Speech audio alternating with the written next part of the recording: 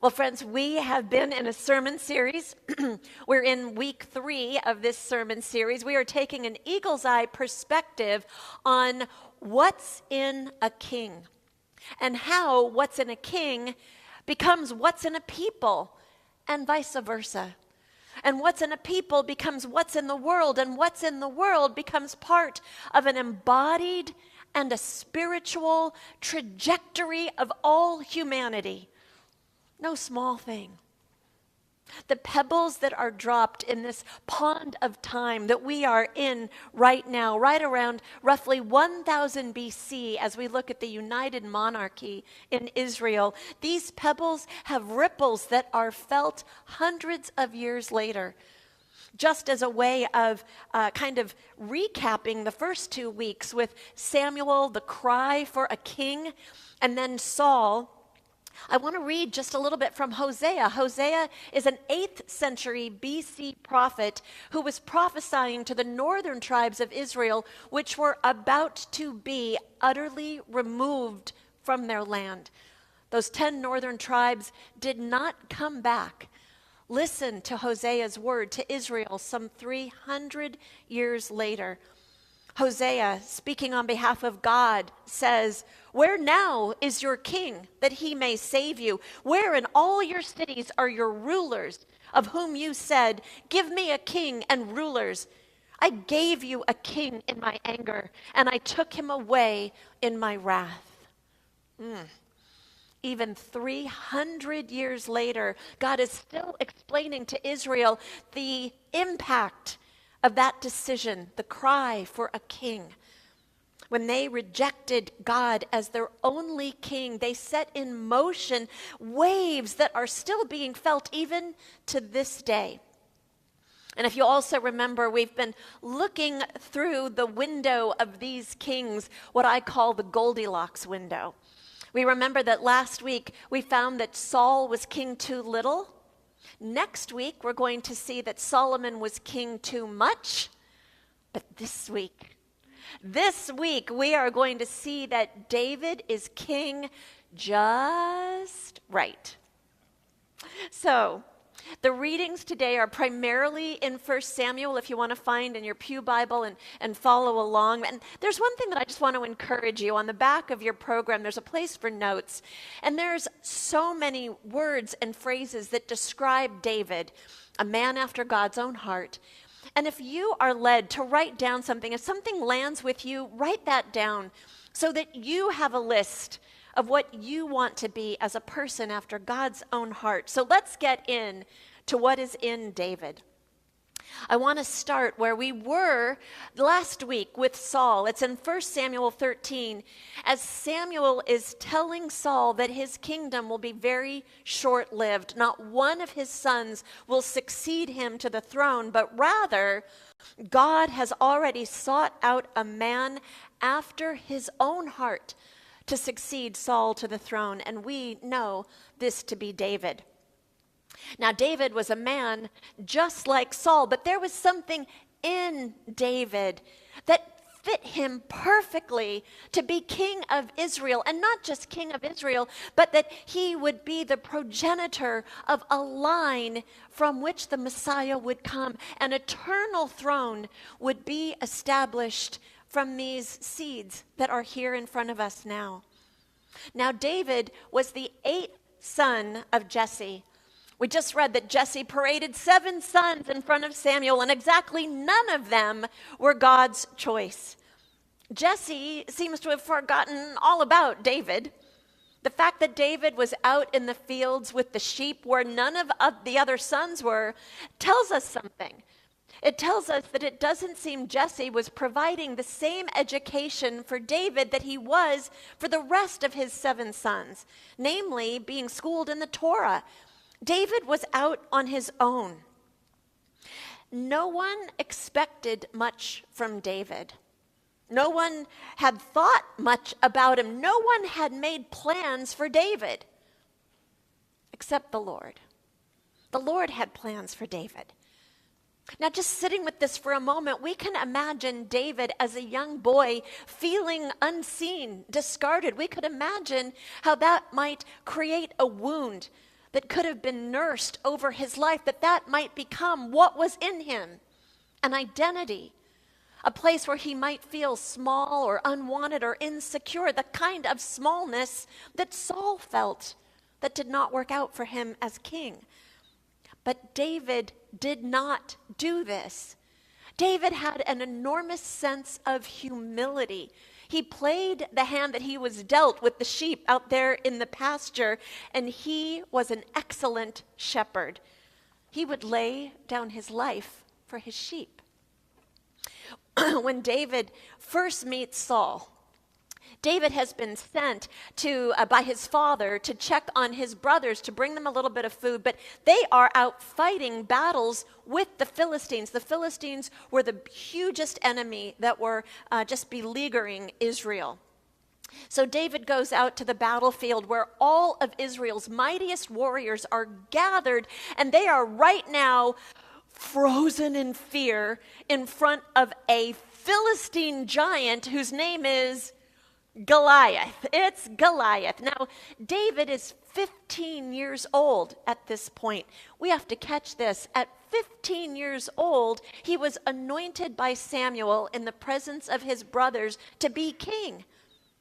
Now, David comes out to the battlefield and he starts talking with a few of the soldiers to find out what's happening. And he learns from them that none of the Israelites will go out to fight this champion of the Philistines. It's considered a suicide mission. And it's in 1 Samuel 17 that David said to the men who stood by him, "What shall be done for the man who kills the Philistine and takes away the reproach from Israel? For who is this uncircumcised Philistine that he should defy the armies of the living God?" So the warriors of Israel brought David to Saul, King Saul, and they said, this kid says he'll go. And Saul looks David over. Listen to this exchange. Saul said to David, "You were not able to go against the Philistines to fight with them, for you were just a boy, and he has been a warrior from his youth." But David said to Saul, "Your servant used to keep sheep for his father, and whenever a lion or a bear came and took a lamb from the flock, I went after it, and I struck it down, rescuing the lamb from its mouth. And if it turned against me, I would catch it by the jaw, I would strike it down and kill it. Your servant has killed both lions and bears, and this uncircumcised Philistine shall be like one of them, since he has defied the armies of the living God." David said, "The Lord, who has saved me from the paw of the lion and from the paw of the bear, he will save me from the hand of the Philistine." So Saul said, "Go, and may the Lord be with you." David knew that he was small, but he also knew without a shadow of a doubt that God was great. He learned out there in the pastures that God was for him in his small things. And from this, he learned confidently that God would be with him in all things. Being an excellent shepherd, taking his job seriously, is exactly how he knew that he could defeat the one that no one else could defeat. He had learned that from being faithful. He leaned on God's faithfulness to him, literally in the wilderness. And from that, he became faithful to God, a dance of faithfulness. God had become a friend, an advocate, a shield, a defender for David. And when Goliath was hurling insults at the living God, David took offense. "How dare you speak about the God of Israel like that?" David cared about the glory of God. David was offended when someone was not able to discern the glory of God. David cared about God's glory the way God cared about David. And so God had stood up for David in the wilderness against bears and lions, and now David would stand up for God against this Philistine. It is in this that he knew he could do it. And here's another characteristic that is in this future king.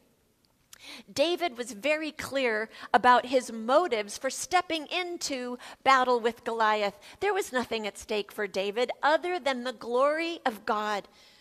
But listen to this. His own brother, Eliab, who's the oldest brother, assigned a wicked motive to him. He was like just ashamed that David had even shown up on the battlefield. Listen to what Eliab said. His eldest brother Eliab heard him talking to the men on the battlefield, and Eliab's anger was kindled against David. He said, "Why have you come down? With whom have you left those few sheep in the wilderness? I know your presumption and the evil of your heart. You have come down just to see the battle." No wonder God didn't want him to be king. He's a little bit not such a nice guy. Eliab despised David for just showing up. Now, I want you to remember last week. Remember how right from the beginning Saul had despisers? Remember how that affected Saul? Well, David had a whole host of despisers. Let's just go down this trail for a moment. So we saw how his older brother already despised him. Saul loved him and hated him. Saul despised David in a murderous way because he was so jealous of David. And years went by of Saul trying to kill David many times over many years. But what we see is that David never once lifted his hand against the king's anointed. That was not David's business. God's anointed is God's business. So he let God deal with Saul. Who else despised David? Well, Michal was his first wife, whom Saul gave to him for winning the battle with Goliath. His very first wife despised him in her heart when David brought the Ark of the Covenant into Jerusalem. David was passionately dancing, unself-consciously dancing, and she was embarrassed by her husband. And so she despised him in her heart. Absalom, one of David's sons, actually started a civil war against David because his father was aging and he thought he should have the throne before David had made his wishes known, and a whole civil war breaks out. David had despisers throughout his entire life. But in all of these things, David was not affected by it. He rose above it. David trusted God for God's call upon him. If he's called, God's going to make it happen. He did not let accusations and perceptions that others had of him become who he was meant to be. He lived into the call. He was clear about what was in him and who was for him. And God did take care of every detail. Eliab, passed over by Samuel, don't really hear about him. Saul was defeated in an army of his own making. And as we know, God was the one who devised this end. Michal was not put out of the house. Now Absalom, the son, Absalom had this mane of hair that he was really proud of. And in the battle that he provoked, he was riding under a tree, and the branch of the tree caught hold of his hair and lifted him off his horse, and his horse went off. Now, if you've started a civil war, you actually don't want to be hanging from your hair from a tree limb because someone ran him through with a spear and killed him.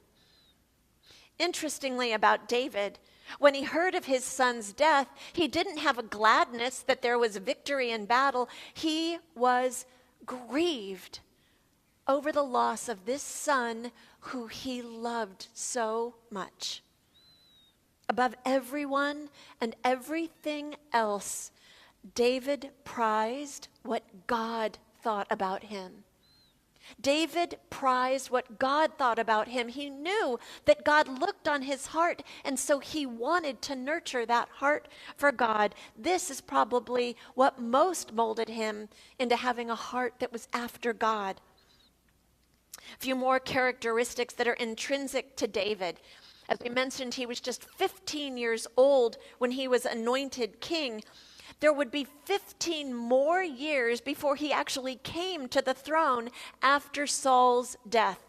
30 years. 15 years old, 15 more years, 30 years old when he comes to the throne. This was a man of patience. This was a man who knew the value of waiting upon God's timing. This alone is enough to make him king based on what we learned out of how God dinged Saul for not waiting. But there's more. How, I wonder, did God know what was in David's heart when David was only 15 years old? We have a 16-year-old in our congregation today. Just a few days ago, she was 15. How does God know what's in the heart of a 15-year-old enough to wager the kingdom on him? Let's go back to his first job. Jesse, David's dad, gave him a throwaway job, a nothing job out there tending the sheep. But David chose to do this job with honor and with significance. We know that he treasured his sheep like children. And we're going to come back to that in just a few minutes. The thing is, many scholars believe that it was there, out in the pastures with the sheep, that David composed his songs. We've heard of cowboys singing to their cattle, crooning to their cattle. This is a shepherd singing to his sheep. Many believe that imagining David out there under a canopy of stars, think of the stars you could see in 1000 BC out in the dark of night. Under this canopy of stars, contemplating God and creation, that he was inspired by the beauty and the power and the majesty of the Lord to compose songs and poems, songs that magnified the Lord, and he sang them to his sheep. What was in David was someone who saw the Lord's hand, who knew the Lord. And in this, David's voice as he sang to his sheep became a voice rising up to God in the cosmos, a voice that God had yearned to hear from his children, a voice that sang praise.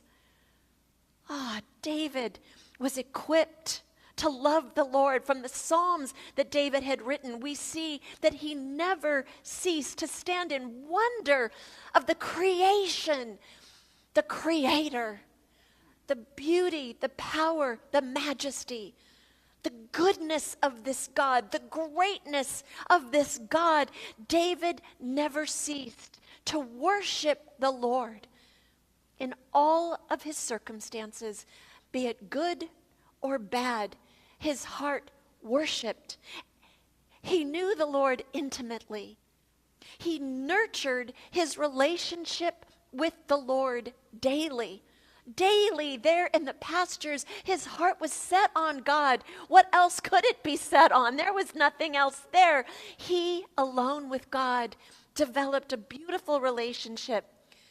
Now, with all of these incredible characteristics of this man after God's own heart,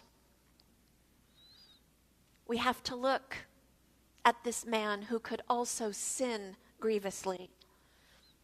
David's biggest failures came after his greatest successes. David was a great warrior king. He led the mighty men of Israel in all the battles to rout the enemies of Israel. If you remember, that was the cry for the king back with Samuel. Give us a king that will fight our battles. David delivered on that big time. But one spring, when men go out to war, for some reason, David stayed home in Jerusalem. It doesn't seem that he was really moving in his calling or his duty. He took some time off. We can understand. He took a little time off. And in that time down, his eye wandered, and it fell upon bathing Bathsheba. And he took her because he could, because he was king. He took what belonged to another man, Uriah, an honorable and loyal man who, by the way, was out fighting the battles for the king. And when Bathsheba became pregnant, David devised a plan that would ensure Uriah was killed in battle. David committed a grievous sin, tried to hide it, and then did something that made it so much worse. I'm going to read from 2 Samuel chapter 12. Listen to the word of the Lord. The thing that David had done displeased the Lord. And the Lord sent Nathan to David. He came to him and said, "There were two men in a certain city, one rich and the other poor. The rich man had very many flocks and herds, but the poor man, he had nothing but one little ewe lamb, which he had bought. He brought it up, and it grew up with him and with his children. It used to eat of his meager fare and drink from his cup and lie in his bosom, and it was like a daughter to him. Now there came a traveler to the rich man, and he was loath to take one of his own flock or herd to prepare for the wayfarer who had come to him. But he took the poor man's lamb and prepared that for the guest who had come to him. Then David's anger was greatly kindled against the man. He said to Nathan, 'As the Lord lives, the man who has done this deserves to die. He shall restore the lamb fourfold because he did this thing, because he had no pity.' Nathan said to David, 'You are the man.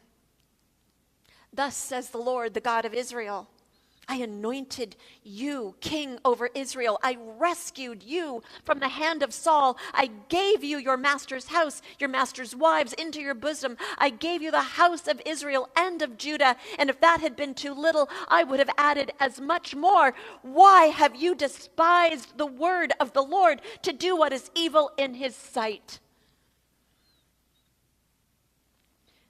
Down to verse 13. David said to Nathan, "I have sinned against the Lord." Nathan said to David, "Now, the Lord has put away your sin. You shall not die." The Lord has put away your sin. There would be serious consequences, life-changing consequences out of David's sin, but he would not die. Why, in the middle of this, is Nathan bringing up death? Well, you see, Jews believed that if you were cut off from God, you could not live. No one can withstand the wrath of God, and David had kindled the wrath of God. But if God cut you off, you were without life.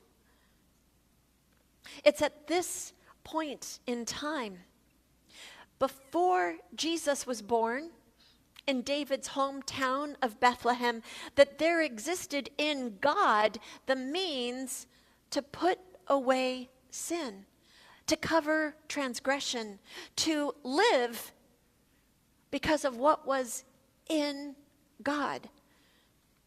At this moment, maybe for the first time in his life, David became a repentant man. His heart is utterly pierced by the horror of his sin, and he knows he deserves to die for it. But God shows him mercy, unearned, unmerited grace.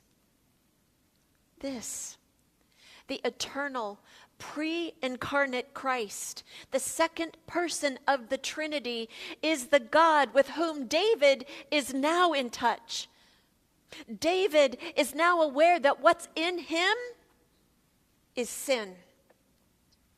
What's in him is sin, and David now becomes dependent on God in a whole new way. He already knows how to depend on God to save him from a lion or from a Philistine, but now he needs to depend on God to save his soul from sin. And now he loves God In a wholly new way, he now loves God as his Savior. Somehow, in this heart of darkness, God chooses to plant the light of the world. God plants this in the soil of a humanity that needs God's mercy more than most will ever know. Most will never know the depth of their sin until they stand truly before God in it. King David is now uniquely equipped to lead his country in the spiritual quest of following their God, the reason that they are a people at all. They no longer need to know God just as the God who gives victory in battle. Now there is so much more to the God who makes a way through the wilderness of sin. David, from this point forward, will lead his nation as a forgiven king. The founts of gratitude and praise start to spring forth in this country, in this people. They now know through their king a God who gives and a God who forgives. Very different king, very different God from all the other nations of the world. Well, friends, there is so much more in David, and I hope to revisit him in months and years to come, the story of this man who had a heart after God's own heart. But for now, we are going to leave off that this man loved the Lord. That's what was in him.